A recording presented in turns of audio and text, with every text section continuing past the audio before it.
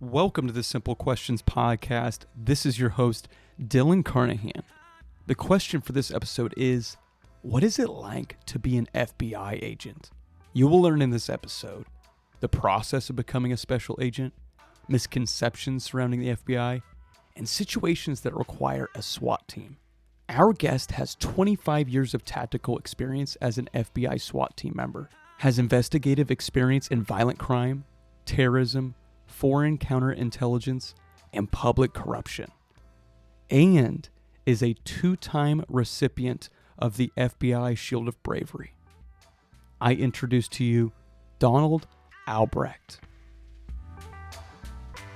I am about 11 years old when my dad turns on the TV and we begin to watch the X-Files. And in the X-Files, there are two FBI agents, Agent Mulder and Agent Scully. And that was kind of my first introduction to the FBI. Now, obviously, as time's passed, my perspective has matured and become less fictionalized. But that was my first introduction to the FBI. So, Dawn, can you describe how you became interested and then a part of the FBI? Well, it's kind of happened in phases. I was in high school and wasn't a very good high school student because I just I liked to party too much. I was not very well supervised, and but I did have a great time. But this was during Vietnam, and I had two brothers that were in Vietnam, and so my goal was to go into the Army and go to Vietnam, just like them. And so that was my short-term goal.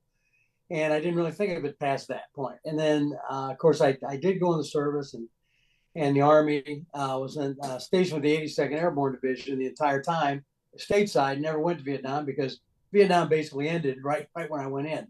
Okay. So I'm considered a Vietnam veteran, as a Vietnam era veteran, but obviously not a combat veteran. I never set foot in Vietnam. But when I got out, getting ready to get out, I had occasion to be home visiting with my brother, who had just gotten hired by the Secret Service, and he had been out, of course, of the Army, gotten hired, gotten his college degree, got hired by the Secret Service, and went down to meet him in Springfield, Illinois, from where I grew up in Rock Island, Illinois, and went down there to visit with him.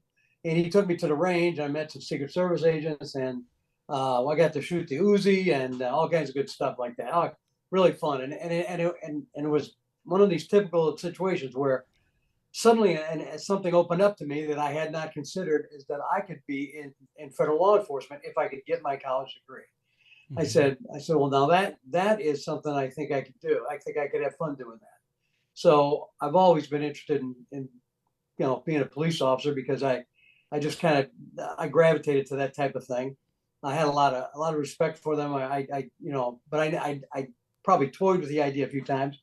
But when I actually saw my brother had accomplished it, I thought to myself, I said, this is within my reach. So long story short, I went to college, got my degree. I had a degree in business because I had to have a job when I got out of college. So you can't just get hired by any law enforcement agency on the drop of the hat. You very rarely does that happen.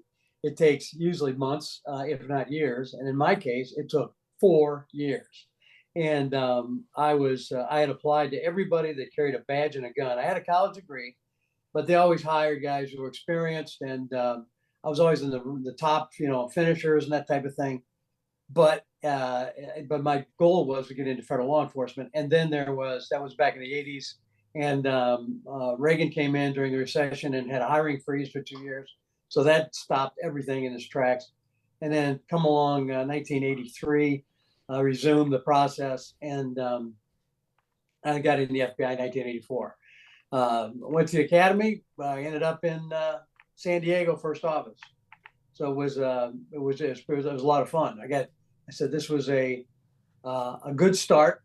Being there, I first got assigned to foreign counterintelligence, realized that I didn't have the temperament or the patience or any of the attributes I needed to be a foreign counterintelligence agent. So I decided to request to get transferred to violent crime. And that's where I first made my debut in violent crime investigations. And there was a match made in heaven. So I did violent crime, and I got on the SWAT team in San Diego. And because that was just a natural fit for me. I'd always been, interested in, team sports, that type of stuff. So I thought, well, you know what, this will be a chance to, and I could shoot. Really the driving thing was to be on a team and to be able to shoot a lot, and which I like to shoot.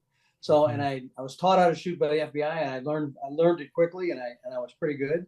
And so I said, you know what, any skills I pick up here will keep me alive on the street. So I ended up getting, on the team, and then of course working violent crime the entire time I was in San Diego, and had some great cases, unbelievable cases actually. And then, and then of course you're only there for a short time, like 3-4 years, and then you're off to a big office. And then I end up in New York, and then, and then my life goes on from there. But a snapshot is that I went from San Diego to New York. When you get to New York, everything, they plug you in where they need bodies, and you got no, hey, I thought, hey, I work violent crime, maybe that's where I'll work. Nah, it just so happened they needed people on terrorism. So I went to work international terrorism. Did that for like 4 years, and had an opportunity to break away and do an undercover assignment for 6 months. Did that, came back, and then I got back to violent crime. I got on the fugitive squad in New York and worked that for the remainder of my time in New York, and then eventually got senior enough to where I could pick where I wanted to go. And how it works in the FBI is the senior guys retire from these small to medium-sized offices. Well, they retire all over the FBI, but the shortage is critical in these small to medium-sized offices, so they backfill those retirements with senior agents who are the veterans, basically, from bigger offices who want to get transferred back to their, region of their home state or something like that. So I was, being from Illinois, I didn't want to go back to Illinois. So I decided I wanted to go to a place where my children would have some opportunities. And I picked a large city like Kansas City, but not too large, like, Chicago would be just like trade New York for Chicago. That's no good deal. But I picked Kansas City because it was one of the most violent cities in the United States per capita. And I said, well, this will be a good place to work. And then, but yet I can live, in the suburbs, and my kids have good schools. So it kind of filled the gap. And but then I, work out here. They stuck me on white collar crime. I got stuck working that for a while, which it wasn't bad. I learned a few things and did well. And eventually I was able to be transferred to the gang squad and worked that for a bit. And then they had openings on the fugitive task force. And I ended up going over there. And of course, during this time, I'm working gangs for like a year or two. I worked gangs, but then I was working bank robberies and in here, and extortions and kidnappings, things like that. And then we actually started this fugitive task force, which had been going on for quite a while. But it was kind of like a violent crime / fugitive task force. We did everything. And so I not only worked, cases, but I also tracked fugitives with the police officers. And it was exactly the same. It was just a smaller version of what I did in New York. So it was a lot more action because we're right on state line. And so we constantly chasing guys back and forth across the state line, making it a federal violation. And then and I did that up until the time I retired. And and I was also on SWAT in New York, and also I had some great missions in New York, probably one of the bigger ones I've ever been on. And then and then of course when I got to Kansas City, I continued my time on SWAT up until I got too old to do it. But I was my last few years I was a team leader. And then I retired from that and just worked cases and finished my career that way. But and had a lot of interesting assignments that way, going overseas, Afghanistan, things like that. So I had a pretty broad-based career Yeah. in terms of violent crime in 3 different offices, but SWAT also. I mean, I served on SWAT 3 different offices, so I got to see quite a bit of the FBI's programs from my vantage points. What a career, and for a 28-year tenure, right? A lot of different Yeah. areas. So, Dawn, to the uninitiated, I mean, you kind of mentioned your career. What does a typical career progression look like for a special agent?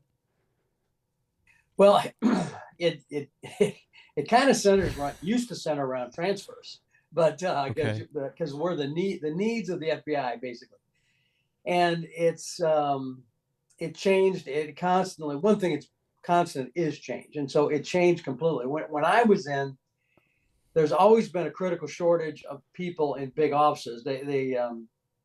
They need, because that's where the bulk of the work is done. We have, like, I think we're up to like 17 of the largest offices are where all the manpower goes. And like when I was in, it was called the top 12. And then over time, when I first came in, it was top 12. And then it went up to 15 and on up to 17. Things like, could be 18 for all I know now. But these are the largest offices in the country. And so when you get out of the academy, you're going to be assigned to a small to medium sized office to learn how to train, how get your training, go through your probation period. You'll be assigned to a senior agent. You work with a veteran. He teaches you the culture of the FBI, the ins and outs of investigation. Make sure that you get time in court, testifying, things like that, and then go through all the checkpoints of processing evidence and crime scenes and whatnot, and then of course being in front of a judge. Filing complaints, testifying in court hearings, and that sort of thing, and basically get you rounded out. And then of course, as you get experience, you're given more complex cases, and then of course, and like I say, and I'm not referring to my time. Okay, in my Yeah. time, this was when I first, I think back in the early '80s, you spent a year and a half in your first office, then you went to a big office. Then they stretched that out to like 3 or 4 years, and that's what I did. I had 3.5 years in San Diego, right to New York, and that's where I stayed until I became senior enough to transfer to Kansas City, and that's Hmm. on a seniority basis. So there's a list of people who go. You can want to go someplace like Kansas City. You put your name on a list, and it goes by seniority.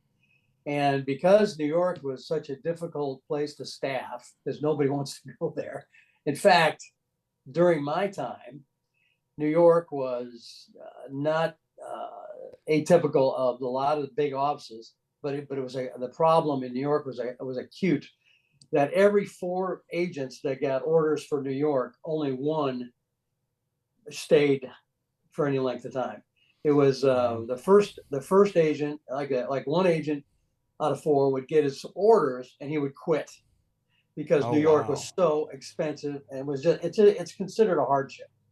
And because it was cost of living and the commute and the work, the city's dangerous. And in fact, I was there during one of the most dangerous times in the city's history. I think it's worse. It was worse then than it is now, which is saying something. But it was at the height of the crack cocaine epidemic. Yeah. And that back then, an agent would one agent would quit when getting his orders. A second agent would quit after he did his house hunting tour and said, "Well, I can't live. I got to live, 80 miles out, so until we're able to afford a house." And these are agents that are barely making. Back then were GS 10s. Well, by that time I was at 12, I think. I think if you went to New York, no matter what your rank was at that time, you got promoted to a GS 12 because of the cost of living. Wow. So I came there, and I think I got my GS 12 about 5 months early. Okay, and so I ended up becoming a GS 12. That's still, I had to live 80 miles out. I Wow. lived in Philadelphia essentially. I lived in the northeast suburb of Philadelphia. That's where I lived. I drove through Newark and through Philly, Newark, and then into New York every day for 80 miles each way. And I did that, the entire time I was in New York. Now, backing up, one agent would quit and get his orders. One agent would quit after doing his house hunting tour, and then realize, hey, I can't. There's nothing I can afford. And then the third agent would quit after doing about a year in New York, and they'd say, you know what, I can't take this. I got to go. You know, Yeah. for my family, whatever. Um, they would bail out. But the fourth agent would stay, and that was me. But there was a reason for that. I would have stayed, I think, no matter what. But they did finally say, you know, in order to stop this bleeding of personnel, you know, they spent a lot of money to hire us, to Yeah. recruit us, hire us, and train us. And they said we can't lose, like, you know, 75% of all the people we're transferring to New York are not lasting more than a year, if that, you know, from 0 to 1 year. So they said, we got to do something. So they came in and they created a thing called demonstration project, where they went in and they said, we're going to pay the agents in New York 25% more per year than they would normally get, to see if that can staunch the flow of the bleeding of the personnel. And it was a 5-year project, and it worked. And I was a beneficiary of that. I'd done a year already without it, and that was bad enough. But once that money started coming in, then it was tolerable.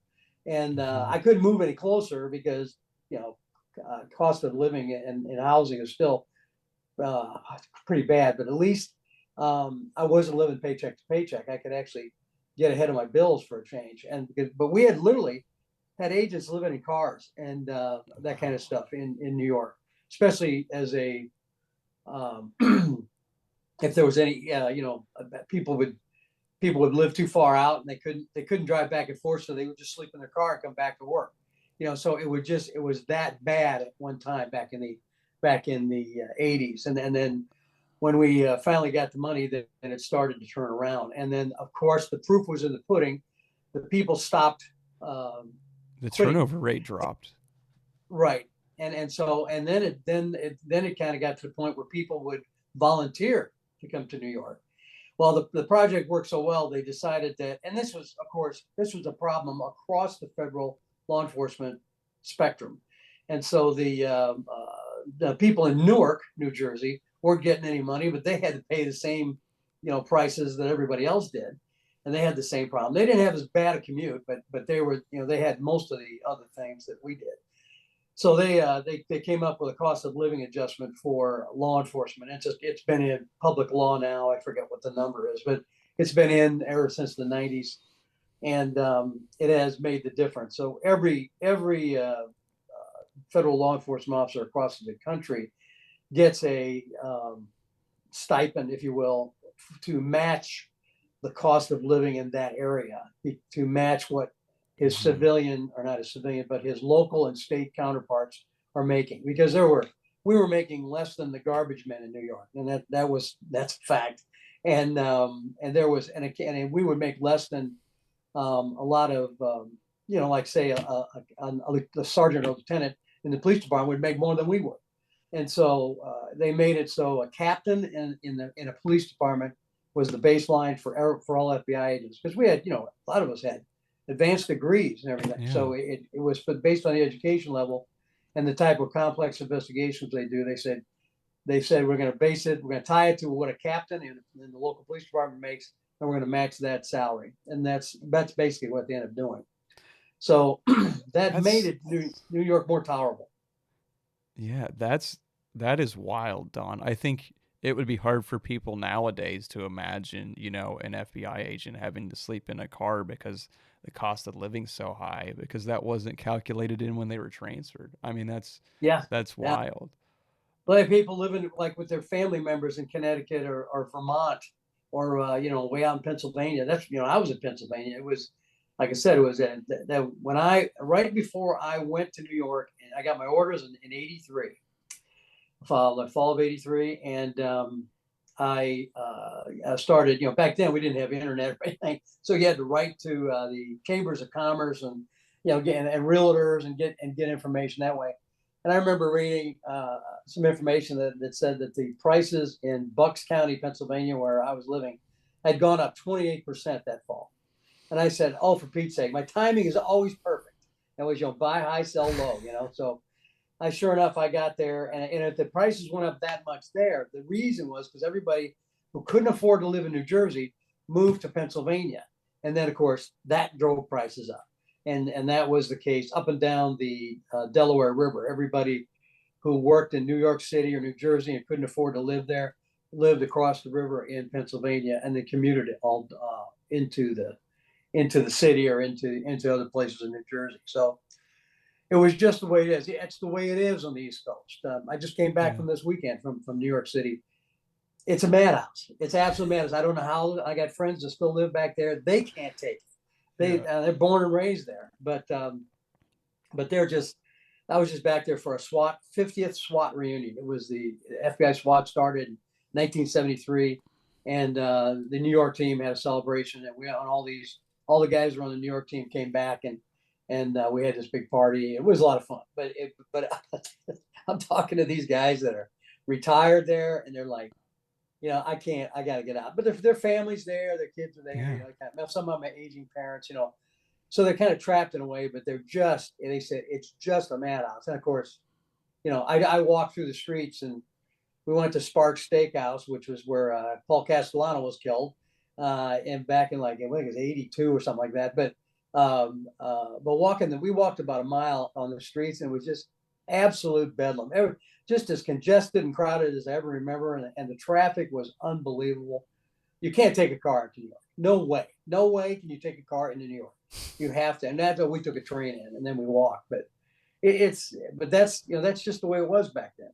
Yeah. I remember even back when I was there, we had assigned a bureau car, and we'd get in the bureau car. And I said, brand new agent in New York. I said, you know what? I'm going to go head up. I got about 6 leads I got to cover up in Manhattan. So myself and another new agent in New York would jump in the car, and off we go. And between the two of us, we each got exactly 1 lead covered that day. It took that long to get through the traffic. Wow. No parking. One of us would have to sit in the car or drive it around while the other one did the lead. And it was absolute nonsense. I mean, and we had preferred parking with a police placard, but you still couldn't find a place. If there's no place to park, then there's no place to park. So it was just chaos. And like I said, I learned to appreciate other parts of the country that aren't so crazy. But it was like I said, there's a reason why they consider New York to be a hardship tour. And but on the other hand, the upside is the cases are unbelievable. Yeah, the exposure. Yeah, I mean, we worked terrorism cases, the real deal. We had a case in New York where it was not my case, but it was handled off of the squad our squads, I should say, that worked terrorism off the branch I worked on, and then I had gone to fugitives at this point. But that's when the 1993 bombing of the World Trade Center, and without getting into all the history of that, they bombed it, and that's that way they tried to take it down. They failed the first time, and when they did, they immediately cranked up another a plan to attack the Holland Tunnel, the Lincoln Tunnel, the FBI office, the UN, and a fifth place. I think there was at least 4 or 5 places. And they were going to drive truck bombs on all these places. So they could blow Holland Tunnel, blow the Lincoln Tunnel, drive, blow one up in the UN, blow one up in the basement of the federal building where the FBI, which is the federal building in New York, is the second largest federal building in the United States next to the Pentagon. And so they were going to just basically drive it right underneath the building and blow it up. So that was, luckily we got wind of that and thwarted that plot. And I was on the team that actually went in and arrested the bombers as they were making the bomb. So that was probably the highlight of my SWAT career, doing that one. So it was like something out of a Tom Clancy movie. Yeah. So Don, let's take a step back. That's a great example there. What situations require a SWAT team, and how are those operations performed? Well, we have a protocol, not unlike what the local police have. The SWAT, the old saying is, when you need police, you dial 911. When the police need help, then they dial SWAT. Well, it's and that's kind of what it is. That doesn't make us better; it just makes us different. Police officers or the average street agent confront dangerous situations every day.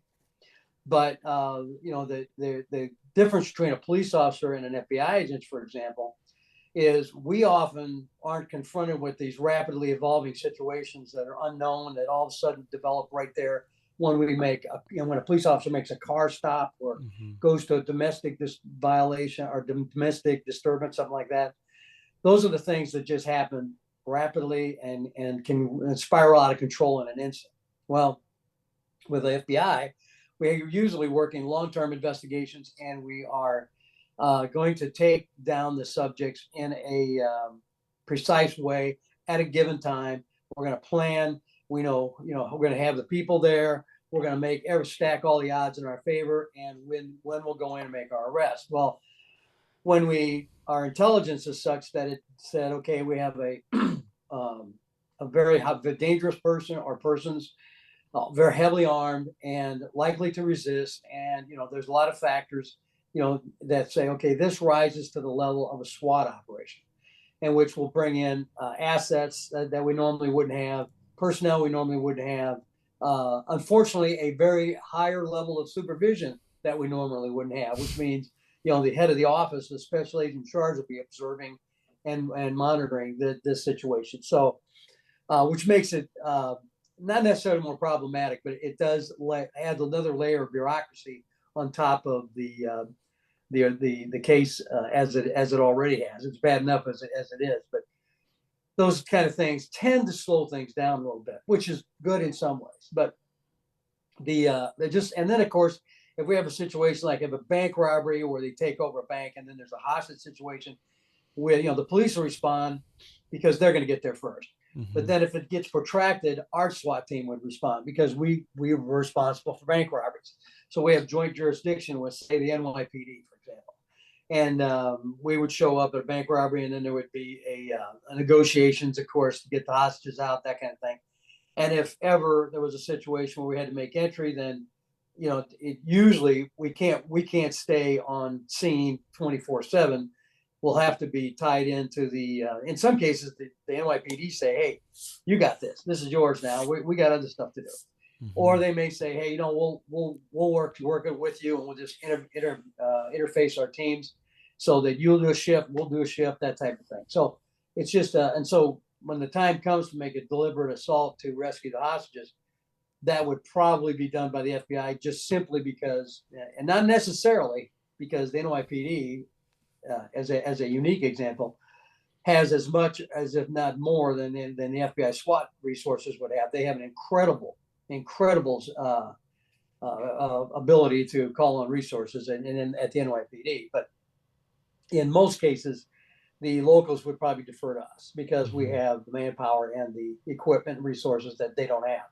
And very few departments can match us in that case, NYPD being one of them.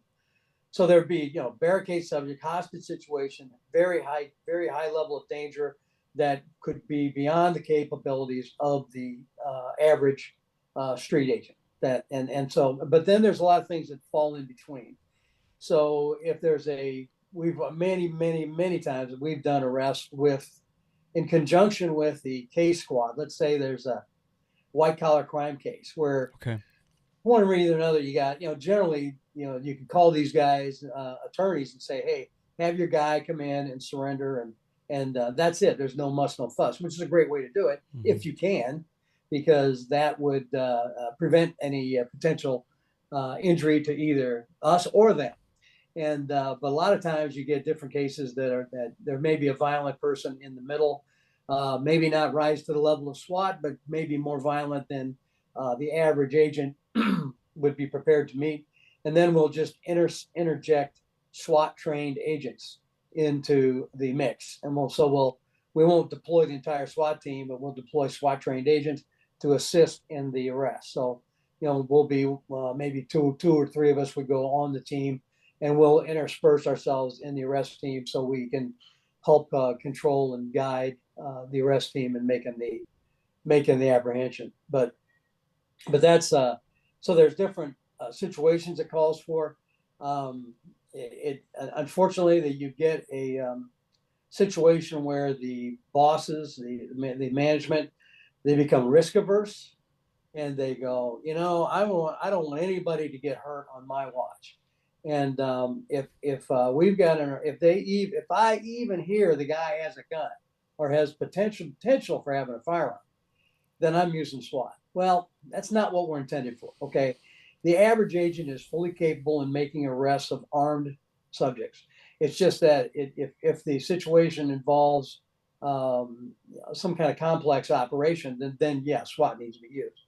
But if it's just your average, knock them on the door and make an entry and arrest somebody, or do a car stop in a prescribed manner, at a place where we're in the advantage, that should be easily handled by the average agent. It's that I'm told that there's a tendency in the last few years is to use SWAT for everything, and you hear a lot of stuff on TV like a SWAT team hit the house, or FBI SWAT team hits the house. Well, they're not necessarily. The body armor for the agents is the exact same body armor the SWAT agents wear. And so, yeah, you look like a SWAT guy, but you're not. If you've got helmets and uniforms, then you're probably going to be the SWAT team. Okay, but if you're just wearing vests and you got long guns, that doesn't make you a SWAT team. That just makes you a typical agent. Will have those types of that type of equipment. So there is a protocol, and it does get abused from time to time. And I can only think back in the news of some of the arrests that have been made that have made the news, and I think, you know what, that was probably not necessary for a SWAT team to go, if a SWAT team was in fact used. Now, see, a lot of times, like I said, they just say that it's just the appearance to the novice would go, oh, I'm not familiar with firearms or the federal government, right, or whatever the case. Oh, that looks like SWAT, right? But that's just a Leo that has the accoutrements of just an average law enforcement officer. Yeah, it's kind of the point. If you're not, if you're in a suit and you knock on the door, well, then you're just making a typical arrest. But if you're in any kind of body armor or gear, you're SWAT. They think you're SWAT, so it's not necessarily true. But so, Don, I want to drill down on something. So, and maybe this would have been good to bring up earlier, but I know that you've been overseas. Like, you bring up complex operations and the need for SWAT. You yourself, you have been overseas on the behalf of the FBI. Can you talk a little bit about those experiences and what the need was for you to be there? Well, of course, after 9/11, we said, we obviously got some serious intelligence gaps in in both at the CIA level and the FBI level, and there were a lot of reasons for that. Not the least of which was a law that prevented the CIA and the FBI from communicating with each other when it came to people within the United States. Really? Basically, the CIA covers everything outside the United States. The FBI covers all everything in the United States. And there was we call it a Chinese wall. It's a legal term for a separation of information. And we were this was actually put in place by the Clinton administration years ago for whatever reason. There was probably a good reason. It's just that it was over implemented, let's say. And then as a result, the CIA wasn't sharing information with us. We weren't sharing information with the CIA. Led to 9/11. After that, we said, hey, we need to be able to develop our intelligence better, and we have to get to it faster, and we have to be disseminated quicker, and that type of stuff. So when the real-time intelligence that was needed to protect the United States after 9/11 was overseas in Afghanistan. That's where Al-Qaeda was. So that's where we went. We went with the military. Now, we're not, most of us, I would say a good majority of these, and they only sent, by the way, SWAT trained agents. Okay. But the majority of, I shouldn't say that. In a combat role, we went as advisors. We were considered quote unquote non-combatants, which was stupid because, we went out with these You were guys. there with them. You're Yeah, guilty by we're association, right? right. Yeah, we're embedded with them. We're embedded with them, and so when they go out on a mission, we go with them. So we're considered.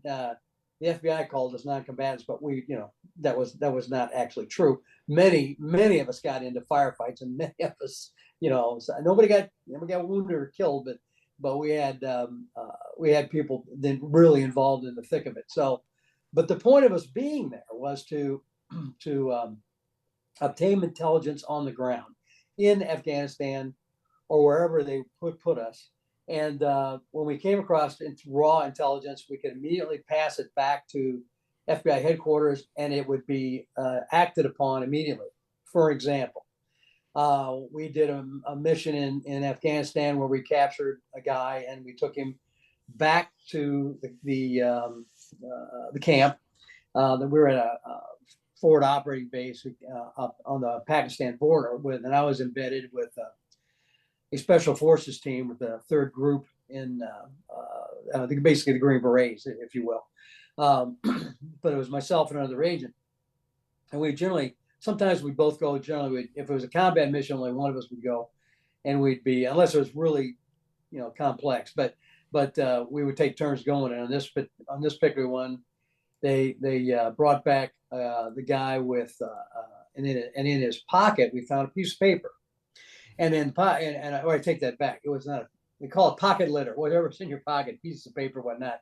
But it was actually a notebook. It was a notebook, like a little spiral notebook, 2 inches by 3 inches, something like that. And inside was everything written in Arabic and so I'm going, or Pashtun as the case may be. And but numbers are numbers.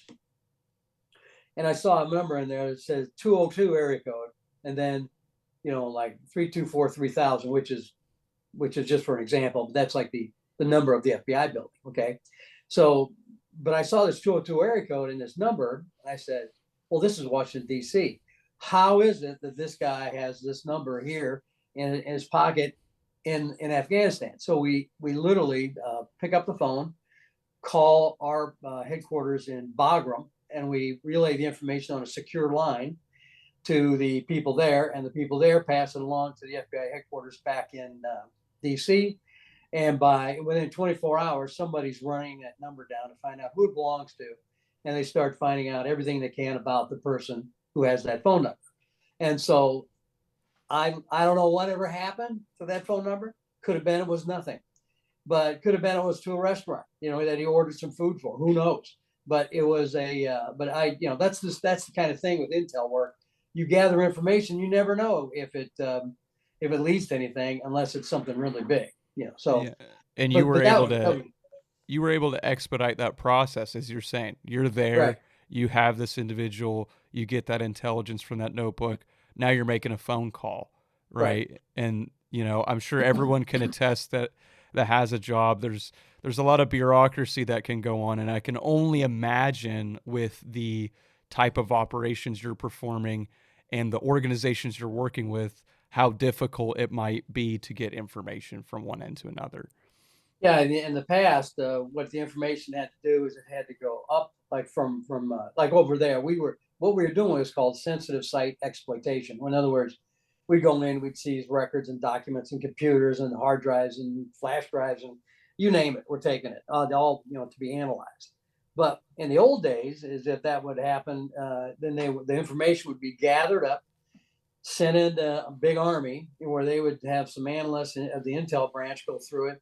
The information would be digested, and then reports would be made, and those would be filtered up through Department of Army, over to the Pentagon, or in the Pentagon, I guess, and then over to liaison UP personnel in, say, the Department of Justice or the FBI or whatever it is, or whoever is going to get this information. And this information would then come back down through the channels of the Department of Justice to the FBI, all the way down to the K squad in Washington D.C. to run down this phone number, right? Well, that takes months for that to happen.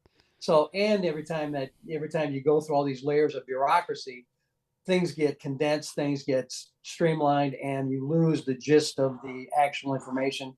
And it comes out at the other end, it doesn't mean exactly the same thing as when it was first recovered. So those types of things are what we were there to do. And that was something that the Army learned from. We taught basically the Army how to do this. Basically, we're teaching the Army how to hit a place and do a crime scene.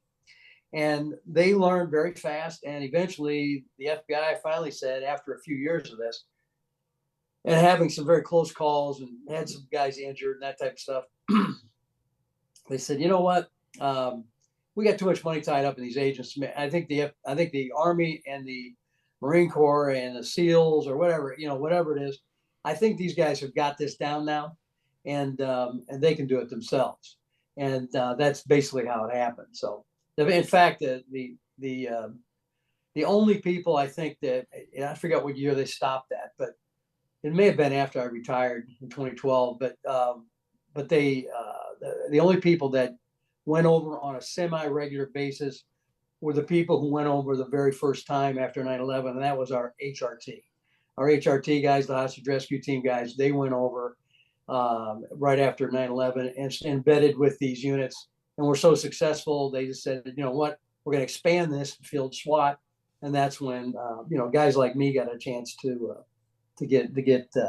have an opportunity, if you want to call it that, to go overseas, and it was totally voluntary, and personally, I looked at it as, this is the biggest thing that ever happened in my lifetime in terms of threats to the United States, and I was too young to go to Vietnam, so therefore, this is my opportunity to serve. So I raised my hand and went over, and that's how I felt about it. And my wife wasn't real happy with me, but she understood, and so I went over and I did my tour, and that's just the way it ended up. So I felt like I had to do it. Yeah, I could hear that from the beginning of your story, right? When you first enlisted in the armed forces. So you, again, kind of just trying to pay it forward. You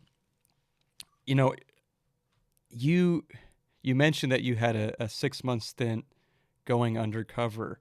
How common is that for an agent to go undercover? Fairly common if you're in the undercover ranks. I was kind of caught in between the old way of doing it and the new way of doing it. The old way of doing it was, hey, somebody'd say, we need somebody undercover for this. Who wants to do it? And of course you'd have to be a little bit crazy to do it, but this was a white collar case. There was no real element of danger. That at least was apparent. Okay. And it was a public corruption type case. And so I'm wearing a suit, I'm dealing with, politicians and businessmen, and, there was no danger in it. So this was kind of a situation where a guy that was working the case said, I know a guy who would be good for this. And he recruited me out in New York City to come do it. And it's because we knew each other. Mm. And he got me, I went down, and I had to go through a process, and basically I was approved to do it, and that was that. And it turned out that the undercover case never really got off the ground, and they had to do it in a different way. They had to approach it from a different angle, and the case, was I took a different path. But I was down there for 6 months, and left my family behind, and assumed a new persona, and did that, for 6 months. And it was interesting, and I learned a lot, but it wasn't like I was undercover buying drugs. It was that is something that, first of all, you need a lot of knowledge to do that. And I'm the first to admit, two areas where I don't have a lot of knowledge is drug cases and organized crime cases. I have a smattering of knowledge, but because I've worked both cases on the periphery, but never really went into a complex drug investigation. So I was there making the arrest with a SWAT team. That's about as much as I got involved. But this case was different. It was a case where we had developed information that there was some public corruption, and on the part of some politicians, and we did that. And then we moved on. I came back to New York, and that's when I got on the fugitive squad in New York. That's really interesting, especially the volunteer aspect, right? Yeah. That's very it's a very stressful position to be put in, to volunteer to do that. Well, What? I should add that that's what nowadays it's you have to be selected to be an undercover agent, and that's you have to go through a lot of training. It's very professionalized now, and you can only do it for so long, and you have to be evaluated all the time because we've had a lot of problems with agents who go into deep cover, and they whether it's a foreign counterintelligence investigation or a drug investigation or an organized crime, it's some of these guys have been undercover for years, and they have to keep evaluating to see if their mental health is still good. It takes a toll on you because you're basically living a lie, and some people can adapt to it, okay, and then turn it on, turn it off. But over time, some people they kind of absorb that the negative aspects of the undercover role, and they could turn out to be maybe commit crimes themselves, or maybe have mental health breakdown, or health issues, or whatever, or family problems. All kinds of things are that can come out of these things. That's why they have to be monitored very closely. I did it for 6 months, white collar case, not a big deal. So that's Yeah, kind of how it is, but it's a lot different now. yeah, and I'm sure the agents are thankful for all those kind of measures being taken now. Yeah. Hmm. Um, I got a couple questions to you, just kind of from an outsider's perspective, what you would say to them. So, what is one misconception about the FBI that you'd like to address? Well, I don't. I would like to say, and given the recent news reports, is that we aren't all corrupt. Okay, um, everyone I know, everyone they know, the rank and file agents are, very hardcore, hard charging, follow the Constitution, law abiding, do it by the rules. We're an agency that has a lot of policies and rules and regulations because there's a disaster behind every one of them, and that's why we have established these things. So when I look at what's going on in the news, and I'll just point fingers like this: Andrew McCabe, Peter Stroke, and people like that. Okay, the things they did are totally illegal. They not only violate policy, but they committed crimes as well. As far as I'm concerned, they should be in jail. As far as I'm concerned. Okay. Now among the FBI in history, have we had a few bad apples? Yes, we have. I've known a couple. Okay, and I've seen what happens to them, and they were dealt with, and that's what the system is provides for. You have rules and regulations, you have laws, you follow them, and if you don't, you're punished. Period. In this case, Comey, don't get me started on him. He came in, and it wasn't he was probably the worst actor of all the directors, but it started back with Louis Freeh. Not that he was corrupt, but the policies he put in place when he was director, and then Robert Mueller came along and amplified those policies, and then put in additional bad policies and procedures, and the way things were being operated. And then Comey came along, and that was the disaster waiting to happen right there. And so Ray, the new director, Christopher Ray, I'm not 100% sure what his deal is. I'm not impressed. He doesn't strike me as being the guy that seems to be the one that's going to turn the FBI around. Um, I know that a lot of reforms have been put in place. A lot of these people, well, all of these people, I should say, that have been found to have committed infractions of the policies and procedures, and then any of them that committed a crime have been fired. But the problem is that I think only one or two were actually prosecuted. And my fear is that there's others we don't know about. And it's the quote unquote deep state. It's the bureaucrat that feels like he's above the law. And sometimes these guys have They're in every agency. In the FBI, I'd like to think we do a pretty good screening of these guys back when we conduct our background investigations and hire them. But you can't let politics, intervene in it. We're supposed to be apolitical. That's what, Hoover, for all the faults that he had, one thing he was good at was getting the dirt on the politicians. And he would get the dirt on Democrats and get the dirt on Republicans. And that way he could never, none of them ever had a leg up on the FBI. So we could operate independently. And this has changed over the years. And I've seen it while I was out. DOJ has more and more control over us. And they're our parent agency. Okay. I understand that. But they're a political organization. They're appointed by a political appointee that comes and goes with the president. Okay. So his loyalty should be to the Department of Justice and the rule of law. But I guarantee you, as we see now, it's not. It's to the occupant of the White House. And I speak of Merrick Garland specifically. There's been cases like that in the past. And then I think that that's the problem that we need to get away from DOJ. We got to stop letting these former AUSAs and U.S. attorneys and people like that run our agency. We need to bring in, if hire somebody from within, or bring in somebody from the outside who's totally above reproach, like a military general or something like that.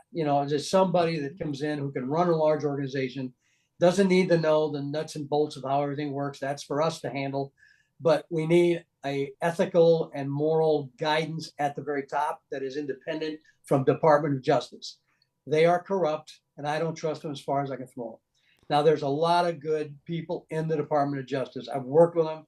The U.S. Attorney's offices in all the offices I've been in have been outstanding. But the U.S. Attorney is political. He's appointed. And they direct the investigations. They prioritize investigations. And, most of the time I work violent crime. Well, that's always a priority. Okay. Mm-hmm. It may not be a national priority, but it's always a priority within the community because it affects everybody a lot, and everybody wants to see violent crime under control. Well, but when you start getting into the political prosecutions of corruption and things like that, now you're seeing a more circumspect look at how is this going to affect us? How is this going to affect the people I support? How is this going to affect our agency? Things like that. There's a case to be made that a lot of people did not want to investigate Hillary Clinton because they thought she'd be the next president, and we would be in big trouble. Well, you can't think like that, okay? And that is something that various people in government need to be independent from, and it's something that the only way you can do that is have people that are independent minded. And I have another misconception I need to I'm kind of going off tangent here, but I just came to mind. I need to say it. Is one of the things, a very big misconception is that, like I said, the FBI, they must be totally corrupt. Well, no. If you stop and think about all the information that you've heard come to light in the past, 8 years or wherever this has been going on, that information, where do you think it came from? That came from FBI agents who see what's going on inside the agency, and they tell somebody. They have people in the media. We're not supposed to talk to the media, but when people are committing what we believe is corruption, then I would go against that policy and talk to a person I could trust in the media, or go to Congress and report this. We're duty bound to report corruption to our oversight committees in Congress. So this information has been filtering out into Congress, the media, that type of stuff. When you hear this stuff on TV, it's coming from somebody on the inside.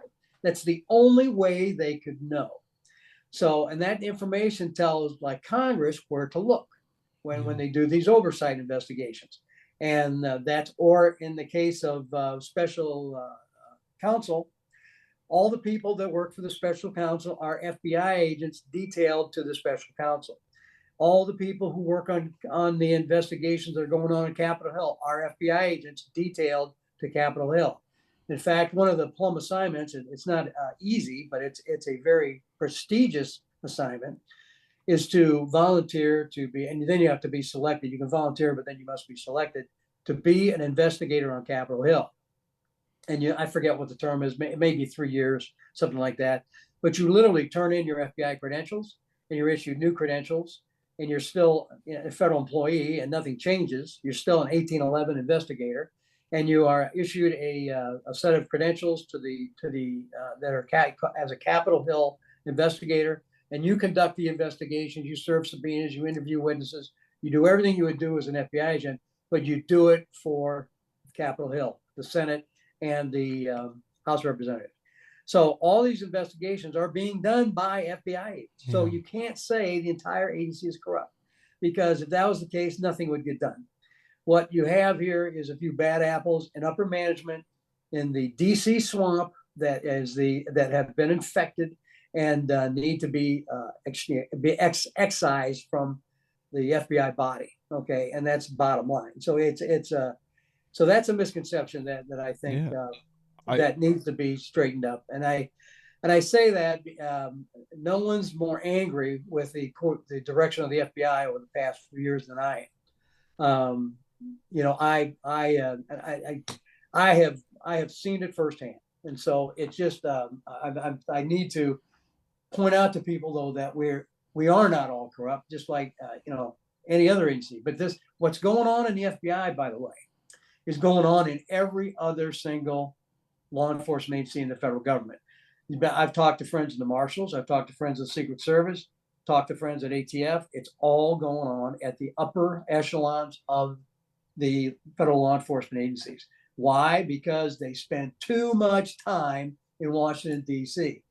If I was in charge, I would move every federal agency out to various cities across the United States, and there would be nothing left in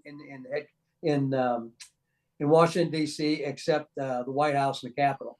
All the agencies would be scattered around the United States, where they have to live with the common folk out here.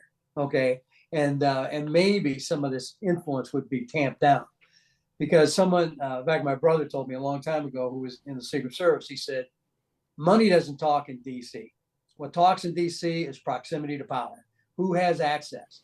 And when you're shoved out in Kansas City, guess what? You don't have access to power. You're not there. You can pick up the phone maybe, but that's about it.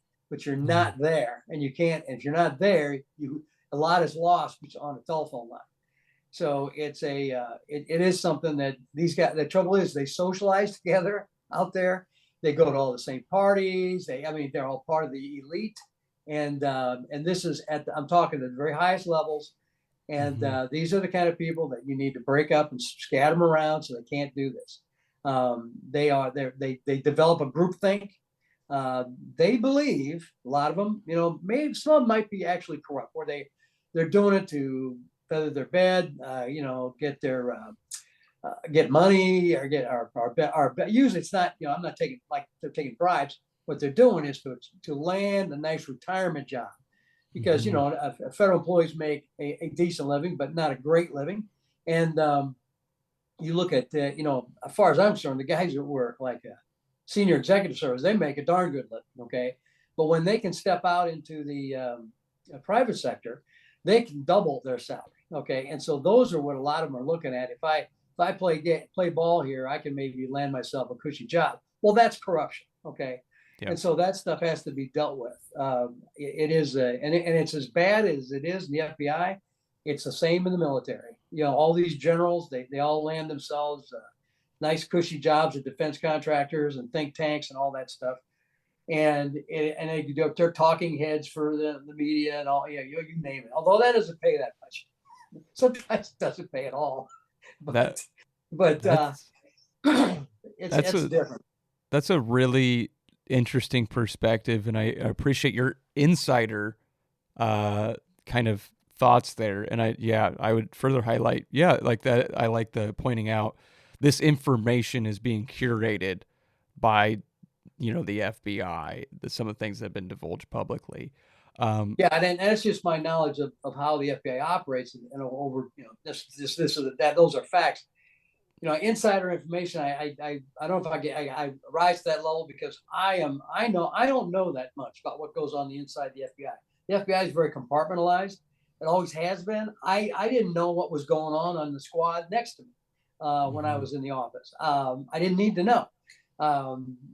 That rarely would this come to, unless you happen to be sitting around talking, having a beer with a guy, and hey, say, what's going on? He goes, yeah, did you hear about this case I'm working, and blah, blah, blah. He doesn't give you details. He kind of gives you a general idea, but that'd be the most I would ever go find out about something like that. And if it's a classified case, I'm not going to hear anything about it. And now that I'm retired, I'm even more in the dark. And none of us, all of us, we get together and have a beer and sit around talking.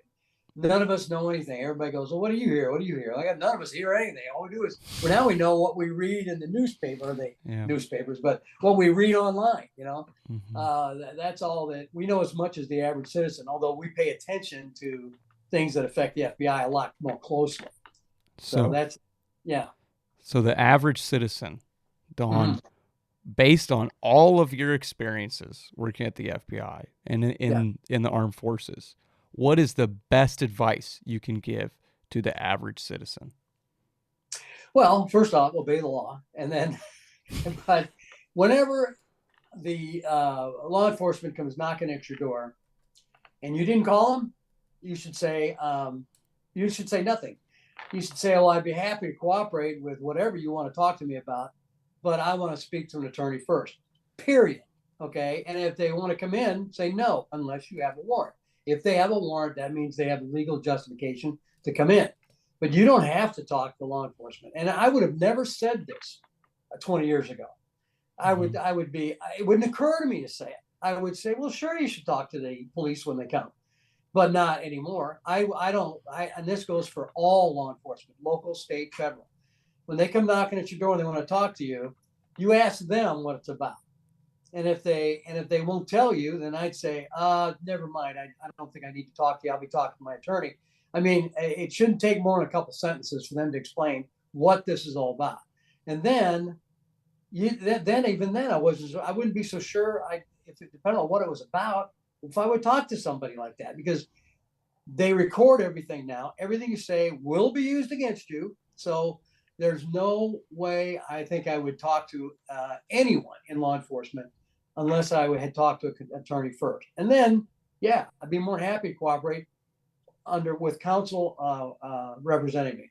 Just because it's not that I don't, well, I guess I don't trust them, but I don't know them. So why would I talk to somebody I don't know who has all that authority and power that can't help me? Okay. If they think I'm a witness to a crime, well, that's one thing. I'll talk to the attorney, we'll get that ironed out, and I'll give them the information. Fine. But I would not talk to anybody with a badge and a gun. No way in hell.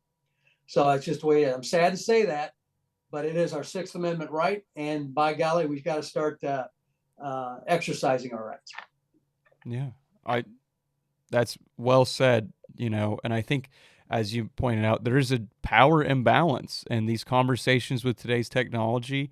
You got a body cam on, you're caught right there, that's being recorded. So you better be, use good word choice, and the stakes could be high potentially with whatever's occurring. So yep. I think that's good advice. Don, thank you for sharing your knowledge and time today. This is an awesome conversation, and I learned a lot about the work that you've done in the FBI. Yeah, well, thanks for letting me vent a little bit. So, but I retired in 2012, so I've been away a long time, and I don't want anybody to get the wrong idea. I love the FBI, and I love the people I worked with, and they were the best. And I like I said, once in a while we run across a bad guy, but 99.9% of them are outstanding people, and I had a great career. I would do it all over again. But law enforcement these days, I don't know. It's a dangerous job. I don't think you have the backing of the government when you go into law enforcement anymore, whether it's local, state, or federal. And you have to have that. You have to have the backing of the government, and more importantly, the backing of the citizens. So unless you have that, you should really think twice about when you get it. You got to really want to get into law enforcement. It's a very, very difficult job, and there's a reason my hair is all white. Well, part of it's hereditary, but there's an incredible amount of stress that goes with the job, not only on you but your entire family, and but the rewards are also very, very high. So I don't want to give anybody the impression that that I have some kind of axe to grind with the FBI. I don't. It's just that right is right and wrong is wrong. And I've always felt that way. I've always worked my cases that way, and I try to live my life that way. And I'm not perfect, but that's the goal that I try to hold myself to, or the standard I hold myself to. And that's all I can do. That's all I can do. That wraps up our conversation with Don. We talked about how terrorist investigations are conducted, undercover experiences, and the structure of the FBI. Go to this episode's show notes to see any resources Don mentioned during our episode. And lastly, subscribe to the Simple Questions podcast to get notified when our latest episodes are released. Thank you for listening, and remember to keep asking questions.